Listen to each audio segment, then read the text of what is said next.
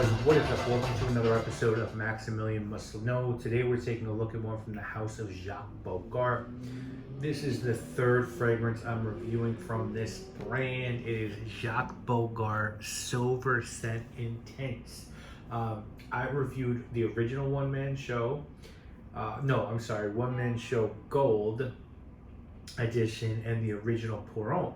And I reviewed both fairly recently, and now we're looking at this one. This is the last scent that I own from this house that I haven't reviewed. I'd like to test out One Man Show Ruby and One Man Show Oud.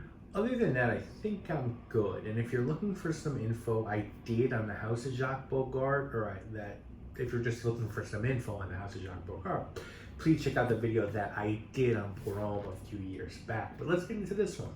So this was a 2006 release. It has notes of African orange flower, bitter orange, Amalfi lemon, rosemary, lavender, geranium, cardamom, nutmeg, coriander, vetiver, oud, oak moss, tonka bean, and teakwood. I paid $23 for my 100 ml bottle from Amazon after someone left a comment and said I should check this one out.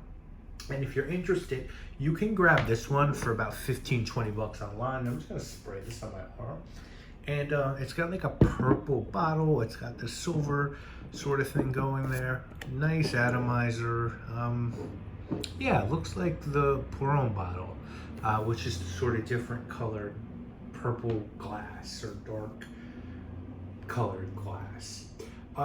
This scent is gonna fool you guys. You know, I looked at the note breakdown and thought, wow, this looks like a barbershop scent with oud. And this is gonna be right up my alley. And I was excited. And what this is a scent that smells like grape soda. It smells like grape soda. And I don't want to dismiss it as just that. There's some sort of orange blossom, orange flower thing here, which I think contribute to that grape soda candy sort of scent because it's not listed as a note. And maybe that's with that tonka bean. And that's a really, I don't know, this gives the impression that there's some citrus here as well. I suppose that's possible, but the note breakdown of oud, geranium, oak moss, vetiver, nah homie, not really for me. This is a fragrance that opens up with a big grape soda candy blast and then sort of comes down to like tonka bean and like a bad imitation of a lavender note, which I don't think has anything to do with lavender and is way more about dihydromercinolone, which is a note that Creed used a lot. That gives off a lavender impression. There's a huge whack of it in Cool Water. It's sort of like a lavender citrus, clean, masculine aroma chemical that you can use in big chunks in perfume, and it's in here big time, and it's used in a juvenile way. Like for me, this is made for dudes in the fraternity that like terrorized Lewis and Gilbert in Revenge of the Nerds. It opens with that big grape candy accord, dries down to a cheap barbershop sort of aquatic like scent. Not horrible. You can wear this if you don't know what you're doing, but you're probably better than this if you're watching this, and they're better from this house, so I'd sort of recommend you to fall back.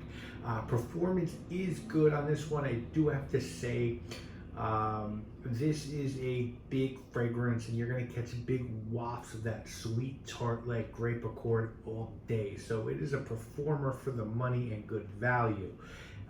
And people here like that. You know, sometimes people want that sort of scent. You know, this very much smells like a man scent to me. I can't really picture a female wearing this one, and ideally I think this is a scent that you wear either in the fall or spring and very casually, like weekend chores, hanging around watching football, going out for lunch. And I think you can get away with this one in the winter as well because it is such a big scent. But there's not a lot of inherent coziness in this one, which I kind of like in my winter fragrances. If you're looking for something similar to this kind of reminds me of Magnetism from Men by Escada, which does have a grape soda cola type of vibe, but it's not as pronounced as this one.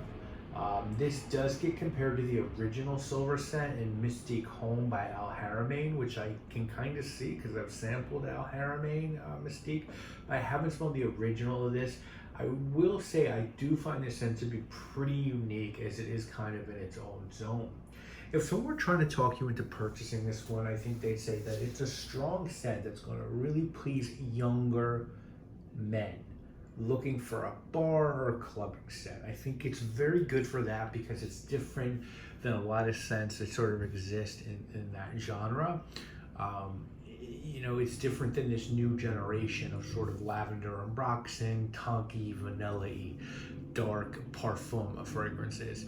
But I think on the flip side, if someone's trying to talk you into skipping this one, I think they're going to say that it's immature, it's really synthetic and just not well blended, and there's not a ton of balance in this one. It sort of has that dihydromerceol, and then this just like fake orange blossom thing, and the two notes really sort of clash and make this just not super appealing. So I'm gonna rate this. I'm gonna give this a 5.5 out of 10. It's not terrible, but it's not my thing. I think it will be the right thing for some people. I don't think this is written off for everyone. I think if you're in your 20s, I think if you're a teenager, you might really like this, and it's going to be a really good performer for you. And I'm really intrigued by this house, and I'll tell you why. Pour Homme, Jacques Bogart Pour Homme is a beautiful barbershop fragrance with a big lavender and tonka chord that really blend well. And Jacques Bogart Gold Edition, I think Pour Homme Gold Edition, is this like Kouros sort of fragrance that really it's like a cross between Kouros and 1 Million. Then you have this, which is like a clubby sort of scent. So I just think they do a lot of different things, and it does make me want to sample more from this line. I'm really intrigued by their oud, which I'm sure is not going to have any oud in it.